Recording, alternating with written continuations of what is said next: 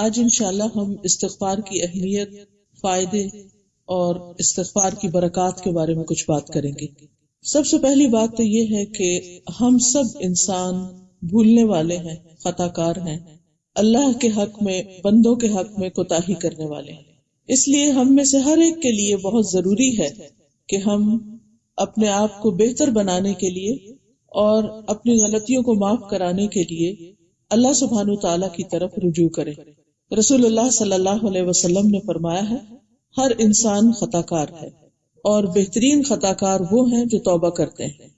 یعنی ہم میں سے ہر شخص سے کچھ نہ کچھ بھول چوک ضرور ہوتی، لیکن اس بھول چوک کا علاج کیا ہے؟ توبہ۔ اور توبہ کا مطلب ہے اللہ سبحانہ تعالیٰ کی طرف پلٹنا، رجوع کرنا۔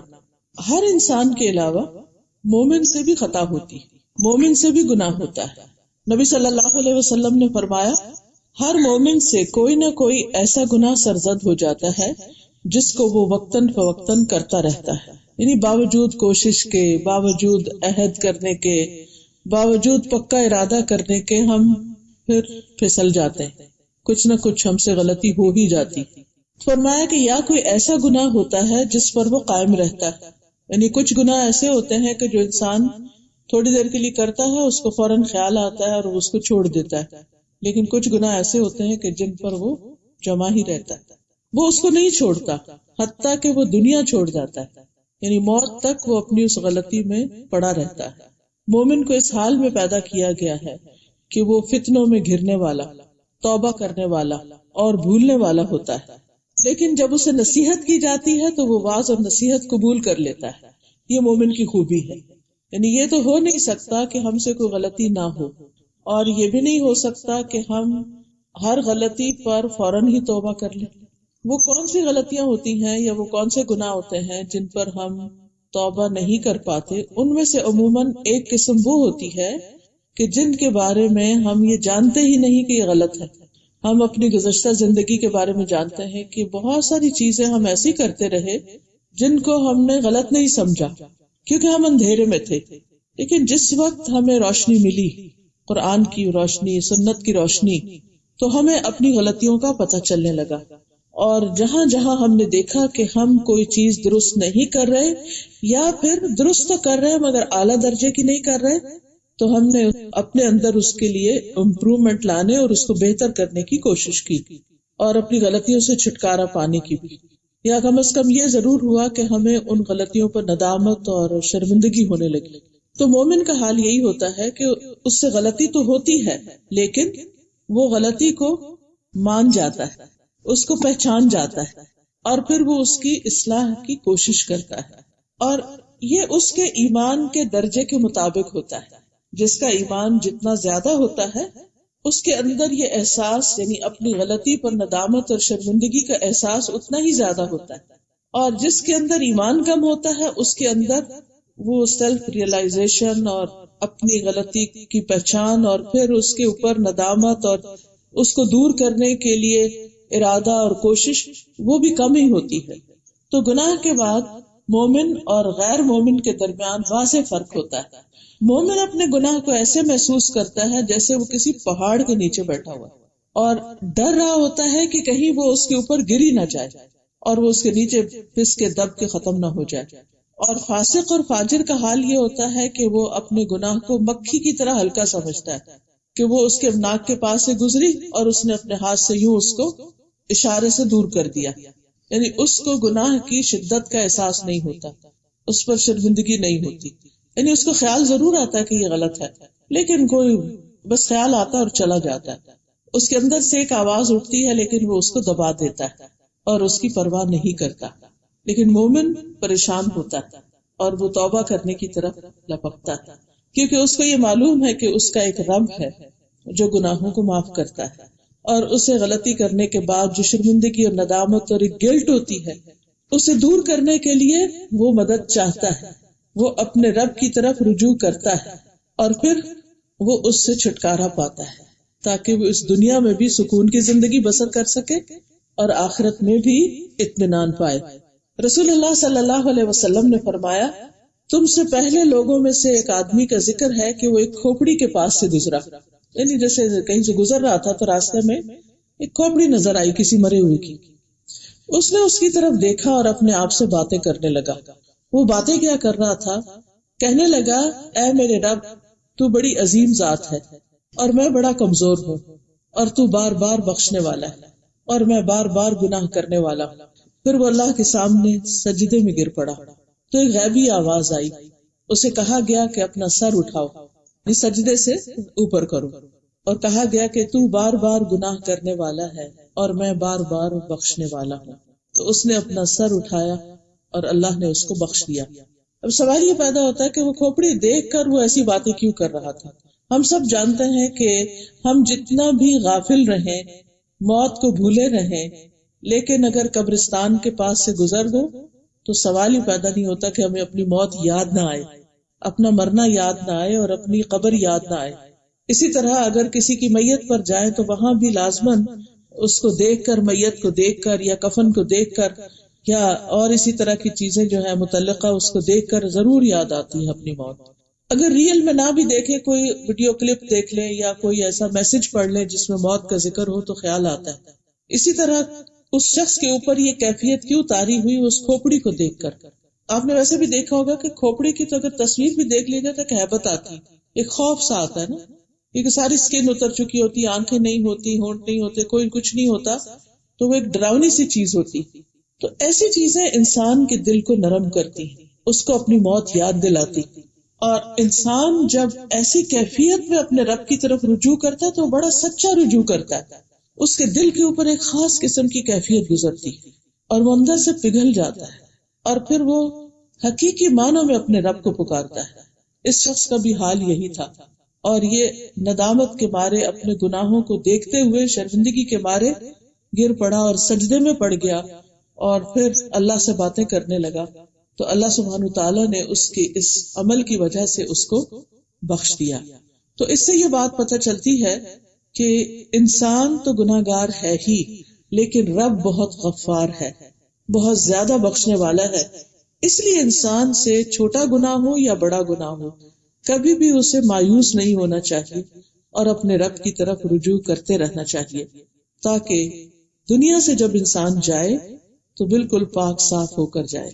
حدیث سے ہمیں یہ بھی پتہ چلتا ہے کہ استغفار کا کرنا اللہ تعالیٰ کو پسند ہے، اور اللہ سبحانہ تعالیٰ ہمیں اس کی ترغیب بھی دیتے، شوق دلاتے ہیں. ابو ہریرہ رضی اللہ عنہ سے مروی ہے کہ رسول اللہ صلی اللہ علیہ وسلم نے فرمایا، اس ذات کی قسم جس کے قبضے میں میری جان ہے، اگر تم گناہ نہ کرتے تو اللہ تمہیں لے جاتا اور ایسی قوم لے آتا جو گناہ کرتے، پھر اللہ سے مغفرت طلب کرتے تو اللہ تعالیٰ انہیں معاف کر دیتا. یعنی اللہ تعالیٰ جانتے ہیں کہ انسان کو جیسا میں نے بنایا ہے وہ بھولنے والا بھی ہے، غلطی کرنے والا بھی ہے، اور اس سے بار بار ایسا ہوگا اور پھر یہ پلٹے گا. تو غلطی تو ہوگی، انسان راستہ بھولے گا، لیکن کہتے نا صبح کا بھولا شام کو گھر آ جائے تو اس کو بھولا نہیں کہتے. تو تائب من الذنب کمن لا ذنب لہ، انسان جب راہ چھوڑنے کے بعد، بھولنے کے بعد واپس اللہ کی طرف آتا ہے تو یہ جو واپسی ہے اللہ کی طرف، لوٹ آنا ہے اللہ کی طرف، یہ اللہ تعالیٰ کو بہت زیادہ محبوب ہے، بہت زیادہ پسند ہے. اس کا یہ مطلب نہیں کہ ہم گناہ کریں کیونکہ اللہ تعالیٰ چاہتے ہیں کہ ہم گناہ کریں اور پھر توبہ کریں، نہیں، ہم نہ بھی چاہیں تو بھی ہم سے گناہ ہوں گے. ایسا نہیں ہوتا کہ ہم گناہ کرنا چاہتے ہیں ضروری تو تبھی گناہ ہوتا ہے، ہم نہیں بھی کرنا چاہتے تو ہم سے بعض اوقات ایسی مجبوری آ جاتی ہے کہ انسان پھسل ہی جاتا ہے، کچھ نہ کچھ اس کے اوپر ایسی چیز آ ہی جاتی اور پھر وہ اپنے رب کی طرف رجوع کرتا ہے. بعض اوقات وہ کسی بھول میں ہوتا ہے، غفلت میں ہوتا ہے، بعض اوقات جہالت میں ہوتا ہے، بعض اوقات اس کا ماحول ایسا ہوتا ہے، بعض اوقات جاننے کے باوجود وہ چیزیں بھول جاتا ہے. تو یہ ساری چیزیں پھر انسان کو احساس ہونے پر اللہ سبحانہ تعالیٰ کی طرف مائل کرتی ہیں. اور کسی انسان کا یہ کہنا کہ I was wrong، میں غلط تھا، یہ میری غلطی ہے، یہ ایک بڑا مشکل کام ہوتا ہے. اور انسان جب اپنی اس مشکل پہ قابو پا لیتا ہے، اپنی غلطی کو مان لیتا ہے، تو یہ جو ماننا ہے اس کی وجہ سے پھر وہ اللہ تعالیٰ کے قریب ہو جاتا ہے. قرآن مجید میں اللہ تعالیٰ فرماتے ہیں، افلا یتوبون الی اللہ ویستغفرونہ، کیا وہ اللہ کے حضور توبہ نہیں کریں گے اور اس سے بخشش نہیں مانگیں گے؟ واللہ غفور رحیم، حالانکہ اللہ بخشنے والا اور رحم کرنے والا ہے. یعنی اللہ سبحانہ وتعالیٰ اس بات کی دعوت دیتے ہیں کہ آؤ اور مجھ سے بخشش طلب کرو. ہم جتنے بھی انبیاء علیہ السلام ہیں ان کی زندگیوں کو دیکھتے ہیں تو ہمیں یہ نظر آتا ہے کہ وہ تمام انسانیت کے اعلیٰ درجے پر ہوتے ہوئے عام انسانوں سے، مومنوں سے بلند مقام رکھتے ہوئے بھی اپنے رب کی طرف رجوع کرتے ہیں اور ہر موقع پر رجوع کرتے ہیں. ہم سب جانتے ہیں کہ آدم علیہ السلام جو ہم سب کے باپ ہیں، ان سے جب بھول ہوئی تھی تو انہوں نے کیا کیا؟ انہوں نے فَتَلَقَّى آدَمُ مِن رَبِّهِ كَلِمَاتٍ فَتَابَ عَلَيْهِ إِنَّهُ هُوَ التَّوَّابُ الرَّحِيمُ. آدم علیہ السلام نے اپنے رب ہی سے کلمات سیکھے اور اللہ سے استغفار کی تو اللہ تعالیٰ ان کی طرف متوجہ ہوئے اور ان کو معاف کر دیا. اور اس میں انہوں نے کیا کہا؟ ربنا ظلمنا انفسنا وان لم تغفر لنا وترحمنا لنکونن من الخاسرین. تو اللہ سبحانہ تعالیٰ نے ان کی بخشش فرما دی، اللہ ان سے راضی ہو گیا. اس کے بعد ہم دیکھتے ہیں ابراہیم علیہ السلام کو جو اللہ کے دوست تھے. قرآن مجید میں آتا ہے واتخذ اللہ ابراہیم خلیلا، اللہ تعالیٰ نے ابراہیم علیہ السلام کو اپنا دوست بنایا. اللہ کو کسی دوست کی ضرورت نہیں، لیکن یہ ان کو عزت بخشی ان کی قربانیوں کی وجہ سے اور ان کو دوست کہا اور خلیل کہا. اتنا بڑا آنر ملنے کے باوجود بھی.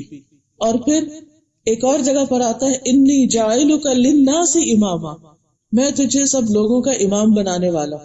اسی طرح کچھ اور انعامات بھی ابراہیم علیہ السلام پر ہوئے، ان کی دعائیں قبول ہوئیں. لیکن ان کی عاجزی اور انکساری کا حال دیکھیے کہ کس طرح وہ اپنے رب سے استغفار کرتے ہیں، توبہ کرتے ہیں. وہ کہتے ہیں والذی اطمع ان یغفر لی خطیئتی یوم الدین، وہ ذات جس سے میں توقع رکھتا ہوں کہ قیامت کے دن میری خطائیں معاف کر دے گا. یعنی انہیں بھی اپنی خطاؤں کا احساس ہے. حالانکہ انبیاء علیہ السلام کے ساتھ تو اللہ کا وعدہ ہے ان کی بخشش کا، لیکن اس کے باوجود انہیں اس بات کا احساس ہے. اس سے یہ بھی سمجھ میں آتا ہے کہ جس انسان کے اندر جتنا ایمان ہوگا، جتنی روشنی ہوگی، جتنی اویئرنس ہوگی، جتنا تقویٰ ہوگا، اتنی ہی زیادہ اس کو اپنی بخشش کی فکر بھی ہوگی. اسی طرح ہم موسیٰ علیہ السلام کے بارے میں دیکھتے ہیں. موسیٰ علیہ السلام کا آپ دیکھیے کہ سب سے زیادہ قرآن مجید میں ذکر ہوتا ہے. کوئی پارہ ایسا نہیں جس میں موسیٰ علیہ السلام کا ذکر نہ ہو. اور ویسے بھی آپ جانتے ہیں کہ آسمان پر ابراہیم علیہ السلام ساتویں آسمان پر ہے تو موسیٰ علیہ السلام چھٹے آسمان پر، یعنی اللہ کے معزز ترین بندوں میں سے ہے موسیٰ علیہ السلام. لیکن وہ بھی کس طرح اپنی غلطی کا اعتراف کرتے ہیں. قال رب انی ظلمت نفسی فاغفر لی فغفر له انہ هو الغفور الرحیم. اے میرے رب، بلا شبہ میں نے اپنے آپ پر ظلم کیا، تو مجھے معاف کر دے. تو اللہ سبحانہ وتعالیٰ نے ان کو بخش دیا، ان کو معاف کر دیا. بے شک وہ بڑا بخشنے والا، رحم فرمانے والا ہے. یونس علیہ السلام سے جب خطا ہوئی، اپنی قوم کو چھوڑ کر چلے گئے تو مچھلی نے ان کو نگل لیا. وہاں جا کر انہوں نے کیا کہا؟ لا الہ الا انت سبحانک انی کنت من الظالمین. تو اللہ سبحانہ وتعالیٰ نے ان پر رحم فرما دیا. ونجیناہ من الغم وکذالک ننجی المؤمنین. ہم نے ان کو غم سے نجات دی اور مومنوں کو بھی ایسے ہی دیتے ہیں. اسی طرح داؤد علیہ السلام کے بارے میں آتا ہے سورۃ صاد میں وَظَنَّ دَاوُودُ أَنَّمَا فَتَنَّاهُ فَاسْتَغْفَرَ رَبَّهُ وَخَرَّ رَاكِعًا وَأَنَابَ. داؤد علیہ السلام کو اس بات کا خیال آیا کہ دراصل ہم نے ان کی آزمائش کی ہے، تو انہوں نے اپنے رب سے معافی مانگ لی اور وہ رکوع میں گر گئے. خَرَّ رَاكِعًا وَأَنَابَ، اور اللہ کی طرف انہوں نے رجوع کر لیا. اسی طرح ہم یہ دیکھتے ہیں کہ جتنے بھی پیغمبر ہیں یہ اپنی قوموں کو بھی استغفار کی ترغیب دیتے ہیں. نوح علیہ السلام اپنی قوم سے کہتے ہیں فَقُلْتُ اسْتَغْفِرُوا رَبَّكُمْ إِنَّهُ كَانَ غَفَّارًا، کہ اپنے پروردگار سے، اپنے رب سے معافی مانگ لو، بے شک وہ بڑا معاف کرنے والا ہے. ہود علیہ السلام نے کہا وَيَا قَوْمِ اسْتَغْفِرُوا رَبَّكُمْ ثُمَّ تُوبُوا إِلَيْهِ، اے میری قوم اپنے پروردگار سے معافی مانگو پھر اسی کے آگے توبہ کرو. شعیب علیہ السلام نے کہا وَاسْتَغْفِرُوا رَبَّكُمْ ثُمَّ تُوبُوا إِلَيْهِ، اپنے رب سے معافی مانگو اور اس کے آگے توبہ کرو. اللہ سبحانہ تعالیٰ نے نبی صلی اللہ علیہ وسلم کو بھی استغفار کا حکم دیا. وَاسْتَغْفِرِ اللَّهَ إِنَّ اللَّهَ كَانَ غَفُورًا رَحِيمًا، اور اللہ سے بخشش طلب کیجیے، اللہ یقیناً بہت بخشنے والا مہربان ہے. تمام لوگوں کو یہ حکم دیا گیا کہ وہ استغفار کریں. وَأَنِ اسْتَغْفِرُوا رَبَّكُمْ ثُمَّ تُوبُوا إِلَيْهِ، پھر اسی طرح ایمان والوں کی خاص صفت ہے کہ وہ استغفار کثرت سے کرتے ہیں. سورۃ السجدہ میں آتا ہے کانوا قلیلا من اللیل ما یہجعون وبالاسحار هم یستغفرون، کہ وہ راتوں کو کم سوتے ہیں اور سحری کے وقت استغفار کرتے ہیں، یعنی تہجد کے وقت وہ اللہ سے اپنے گناہوں کی معافی مانگتے ہیں. ان کو یہ ذوق اور خیال نہیں ہوتا کہ ہم تو اس وقت اٹھ رہے ہیں، ہم تو بڑے نیک لوگ ہیں تو ہمیں تو ضرورت نہیں.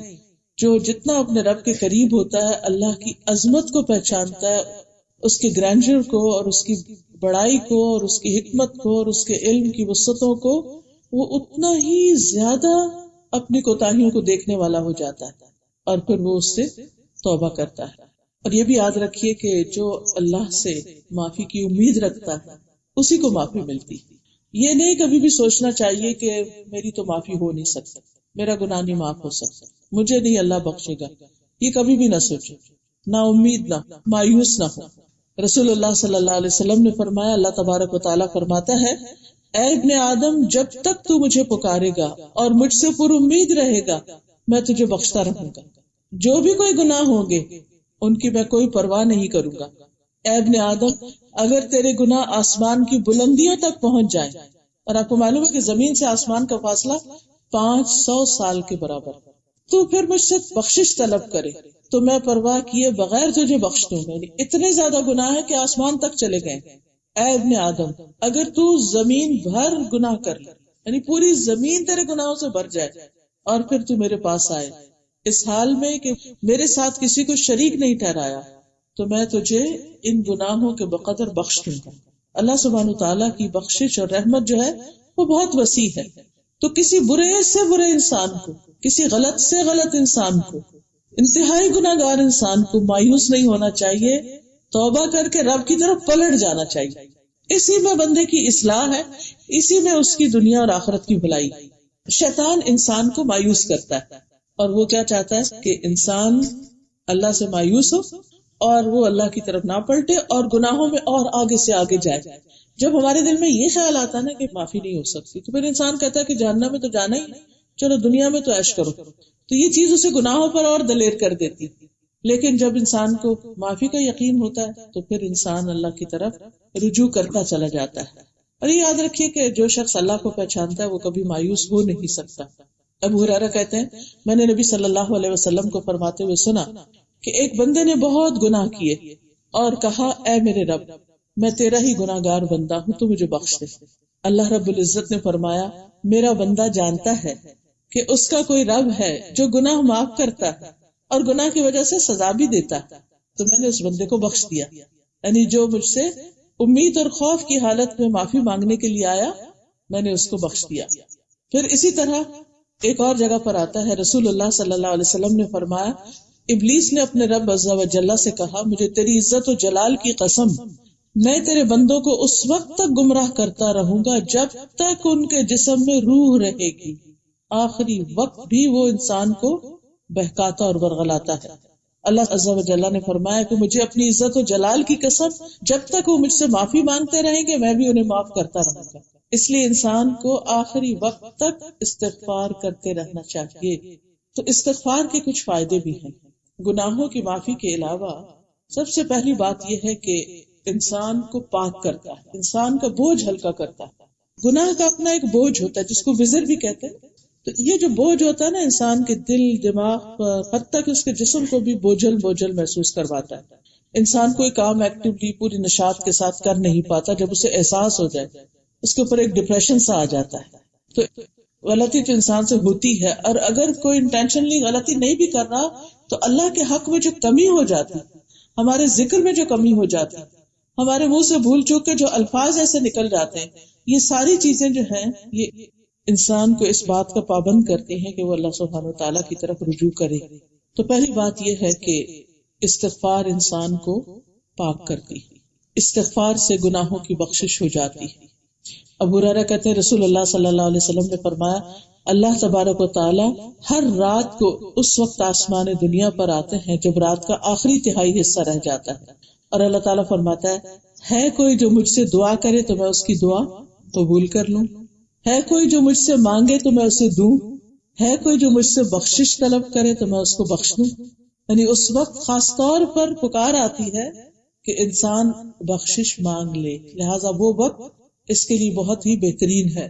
قرآن مجید میں آتا ہے وَمَن يَعْمَلْ سُوءًا أَوْ يَظْلِمْ نَفْسَهُ ثُمَّ يَسْتَغْفِرِ اللَّهَ يَجِدِ اللَّهَ غَفُورًا رَحِيمًا، جو شخص کوئی برا کام کر بیٹھے یا خود اپنے اوپر ظلم کر لے پھر اللہ سے بخشش طلب کرے تو اللہ تعالیٰ کو بہت بخشنے والا اور خوب رحم کرنے والا پائے گا۔ مومنوں کے بارے میں آتا ہے وَالَّذِينَ إِذَا فَعَلُوا فَاحِشَةً أَوْ ظَلَمُوا أَنفُسَهُمْ ذَكَرُوا اللَّهَ فَاسْتَغْفَرُوا لِذُنُوبِهِمْ وَمَن يَغْفِرُ الذُّنُوبَ إِلَّا اللَّهُ وَلَمْ يُصِرُّوا عَلَى مَا فَعَلُوا وَهُمْ يَعْلَمُونَ۔ ایسے لوگوں سے جب کوئی برا کام ہو جاتا ہے یا وہ اپنے آپ پر کچھ ظلم کر بیٹھتے ہیں تو انہیں فوراً اللہ یاد آ جاتا ہے اور وہ اپنے گناہوں کی معافی مانگنے لگتے ہیں، اور اللہ کے سوا کون ہے جو گناہ معاف کر سکے، اور وہ جانتے بوجھتے ہوئے اپنے گناہوں پر اصرار نہیں کرتے، یعنی جو ہی انہیں خیال آتا کہ میں نے غلط کیا تو فوراً اللہ کی طرف پلٹ آتے ہیں، دیر اینڈ ڈن، کسی وقت انتظار بھی نہیں کرتے۔ اور یہ وعدہ تو سب سے انسان کے لیے خوشی کا وعدہ ہے کہ التائب من الذنب کمن لا ذنب لہ، کہ گناہ سے توبہ کرنے والا ایسا ہے جیسے اس نے کبھی گناہ کیا ہی نہ ہو۔ دوسری بات یہ کہ استغفار جو وہ دلوں کی صفائی کا باعث بنتا ہے۔ انسان جب گناہ کرتا ہے تو دل پہ ایک سیاہ دھبا پڑتا ہے، پھر توبہ کر لے تو آئندہ کے لیے وہ اس سے باز ہو جائے، یعنی کہ اس سے ہٹ بھی جاتا ہے، اور استغفار کر لیتا ہے تو اس کا دل پھر سے چمک اٹھتا ہے۔ جب ہم بندوں کے ساتھ بھی کچھ زیادتی کرتے ہیں، کسی کو ہرٹ کر دیتے ہیں، کسی کو کچھ کہہ دیتے ہیں، تو پھر جب ہم ان سے معافی مانگ لیتے ہیں یا ان کے لیے معافی مانگ لیتے ہیں اللہ سے اور اپنے لیے بھی، کیونکہ کچھ گناہ ایسے ہوتے ہیں کہ جب تک بندے معاف نہ کریں تو معاف ہو نہیں سکتے، لیکن اب مشکل یہ ہے کہ بندوں سے معافی مانگنا بعض اوقات بڑا مشکل ہو جاتا ہے۔ مثلا کسی کی غیبت کر لی یا کسی کے ساتھ کوئی ایسی زیادتی کر لی اور آپ اسے جا کے کہیں کہ تم مجھے معاف کر دو، میں تمہاری بہت غیبت کی، تو آپ دیکھیے کہ اگر وہ پہلے معاف کرنے والے بھی تو پکا ہی ہو جائے گا کہ اچھا تم نے میرے ساتھ یہ کیا، تو مشکل بات۔ تو ایسے میں انسان بجائے اس کے کہ وہ اس سے جا کے ذکر کر کے ایک اور فتنہ کھڑا کرے، تو بہتر یہ ہے کہ اس کے لیے بھی اللہ سے معافی مانگے کہ یا اللہ میں نے جو اس کے حق میں کبھی کوتاہی کی ہے اس کے عوض اس کے گناہوں کو معاف کر دے، تو اس سے انسان کے دل کا بوجھ ہٹ جاتا ہے، ورنہ گناہ ہمیشہ انسان کے لیے شرمندگی اور ندامت اور بوجھ کا سبب بنتا ہے۔ دوسرا فائدہ یہ ہے کہ انسان کو دنیا کی بھی برکتیں ملتی، گناہوں کا بوجھ تو ہٹتا ہے، دل صاف ہوتے ہیں، چمکتے ہیں، پاکیزگی کا ذریعہ بنتا ہے، یعنی جس طرح انسان نہا دھو کر جسم کو صاف کرتا ہے اسی طرح استغفار کر کے اپنے باطن کو صاف کرتا ہے، اور اس کے ساتھ ساتھ یہ کہ دنیا کی برکتیں اس پر نازل ہونے لگتی۔ قرآن مجید سورۃ النمل میں آتا ہے لولا تستغفرون اللہ لعلکم ترحمون، تم اللہ سے بخشش کیوں نہیں طلب کرتے تاکہ تم پر رحم کیا جائے۔ اسی طرح اللہ تعالیٰ کی محبت ملتی، ان اللہ یحب التوابین ویحب المتطہرین، بے شک اللہ خوب توبہ کرنے والوں سے محبت کرتا ہے اور پاک صاف رہنے والوں سے بھی محبت کرتا ہے۔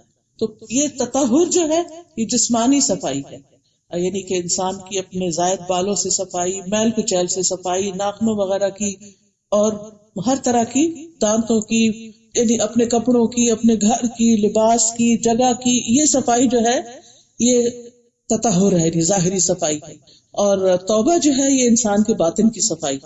تو جو یہ دونوں طرح کی صفائی اختیار کرے، ظاہری اور باطنی، ایسے لوگ اللہ تعالیٰ کے محبوب ہوتے ہیں۔ اسی طرح انسان کو کامیابیاں بھی ملتی ہیں، یعنی اگر کسی بھی پروجیکٹ میں، کسی بھی کام میں انسان کو نقصان ہو رہا ہے، پیچھے جا رہا ہے، تو اس کو چاہیے کہ خاص طور پر استغفار کرے۔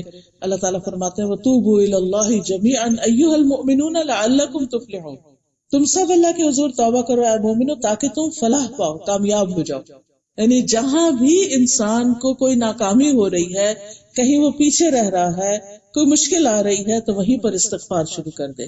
پھر اللہ کا وعدہ ہے کہ اللہ تعالیٰ ایسے بندوں کو، استغفار کرنے والوں کو دنیا کا بھی اچھا سامان عطا کرے گا۔ سورۃ ہود آیت 3 میں آتا ہے وَأَنِ اسْتَغْفِرُوا رَبَّكُمْ ثُمَّ تُوبُوا إِلَيْهِ يُمَتِّعْكُمْ مَتَاعًا حَسَنًا إِلَىٰ أَجَلٍ مُّسَمًّى وَيُؤْتِ كُلَّ ذِي فَضْلٍ فَضْلَهُ، اور یہ کہ تم لوگ اپنے رب سے اپنے گناہ معاف کراؤ، پھر اس کی طرف متوجہ رہو تو تمہیں ایک مقرر وقت تک اچھا سامان زندگی دے گا۔ اس سامان زندگی، اس دنیا کا سامان، یعنی اگرچہ ہماری نظر آخرت پر ہونی چاہیے، لیکن دنیا میں رہنے کے لیے بھی انسان کو سامان دنیا چاہیے ہوتا ہے، اور اگر وہ صحیح ہو، درست ہو، تو اس سے زندگی آسان ہو جاتی، اور اگر وہ نہ ہو تو انسان محتاج ہوتا ہے اور اس کے بہت سے کام رک جاتے ہیں۔ فرمایا یمتعکم متاعا حسنا الی اجل مسمی ویؤتی کل ذی فضل فضلا، اور ہر زیادہ عمل کرنے والے کو زیادہ ثواب دے گا۔ ذی فضل سے مراد یہاں وہ لوگ جو زیادہ سے زیادہ اللہ کو راضی کرتے ہیں، اچھے اچھے کام کرتے ہیں، تو ان کا اجر اور زیادہ بڑھا دے گا۔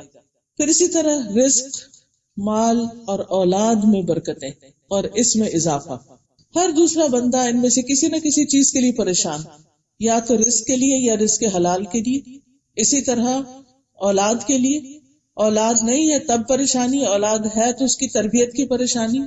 پھر اسی طرح جو لوگ کھیتی باڑی وغیرہ کرتے ہیں اور اس طرح کے زراعت کے پیشے سے منسلک ہیں تو انہیں اس اعتبار سے باغوں وغیرہ کی۔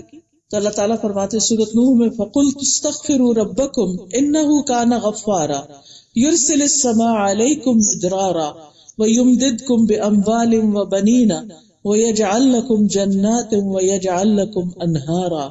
تو میں نے کہا اپنے رب سے معافی مانگ لو، یقیناً ہمیشہ سے بہت معاف کرنے والا ہے، وہ تم پر بہت برستی ہوئی بارش اتارے گا، اور وہ مالوں اور بیٹوں کے ساتھ تمہاری مدد کرے گا، اور تمہیں باغات عطا کرے گا، تمہارے لیے نہریں جاری کر دے گا، یعنی خوب وافر مقدار میں پانی بھی ملے گا۔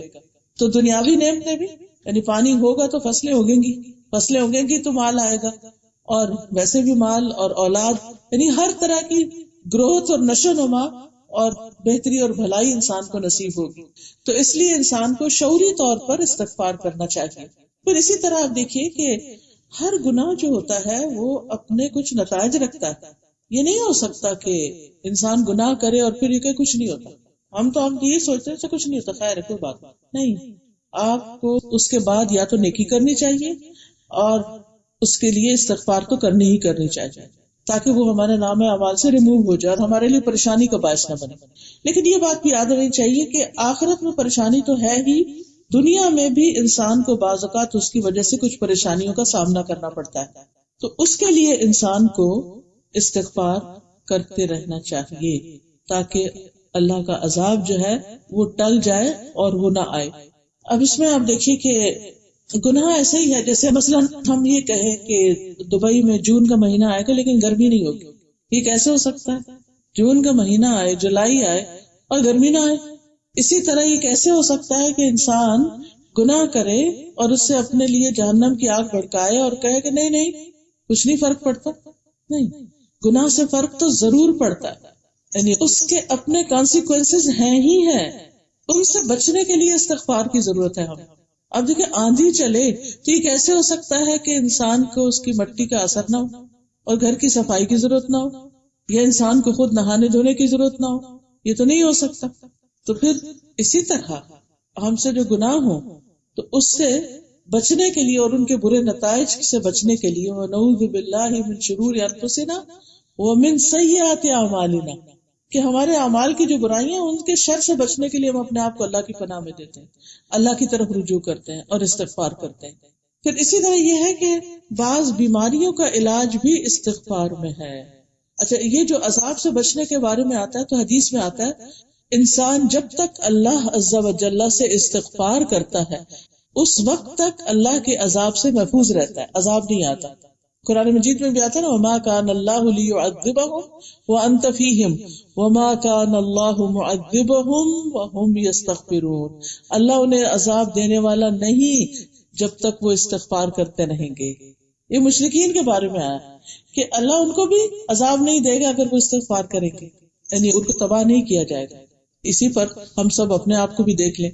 پھر اسی طرح بیماریوں کا علاج، قتادہ کہتے ہیں کہ یہ قرآن تمہیں تمہاری بیماری اور علاج بتاتا ہے۔ گناہ بیماری ہے اور استغفار ان کا علاج ہے۔ بیماریاں دو طرح کی ہوتی ہیں نا، ایک جسمانی بیماریاں ہوتی ہیں اور ایک روحانی بیماریاں ہوتی ہیں، اور آج آپ دیکھیں دنیا میں جسمانی بیماریوں کی نسبت ذہنی، نفسیاتی اور روحانی بیماریاں کہیں زیادہ ہیں۔ ہر دوسرے گھر میں جادو کا مسئلہ ہے، ہر تیسرے شخص کو نظر کا مسئلہ ہے، کہیں کوئی شر ہے کہیں کوئی فساد ہے، اور آپ دیکھیں کہ لوگ ٹیسٹ پہ ٹیسٹ کرواتے جاتے ہیں لیکن کوئی بیماری ڈائگنوز نہیں ہوتی بعض اوقات، اور جب ہوتی نہیں کوئی علاج ہی نہیں ہوتا۔ تو یہ کون سی بیماریاں ہیں؟ یہ عام طور پر اپنے ہی غفلت اور گناہوں کی بیماریاں ہوتی، اور ان سے نجات کے لیے ضروری ہے کہ انسان اللہ کی طرف رجوع کرے. آپ دیکھیے کہ جنات کی وجہ سے، جنات یا شیاطین کو ہمارے اوپر حملہ آور ہونے کا موقع کب ملتا ہے؟ جب ہم اللہ کے ذکر سے، اپنی عبادت سے، طہارت سے غافل ہوتے ہیں تو وہ اٹیک کر دیتے ہیں. تو اس کا علاج کیا ہے کہ انسان پھر اللہ سے توبہ کرے، استغفار کرے اور اپنی عبادت زیادہ کر دے. یہ جو علاج بتاتے ہیں نا، اتنا دفعہ یہ وظیفہ پڑھ لو، یہ دعا پڑھ لو، یہ منزل پڑھ، یہ بھی دراصل کیا ہے کہ ایکسٹرا عبادت کرو. وہ ایکسٹرا عبادت کمپنسیٹ کرتی ہے اس کمی کو جو ہم پہلے کر چکے ہوتے ہیں. اسی طرح استغفار خاص طور پر سینے کی گھٹن اور تنگی دور کرتا ہے.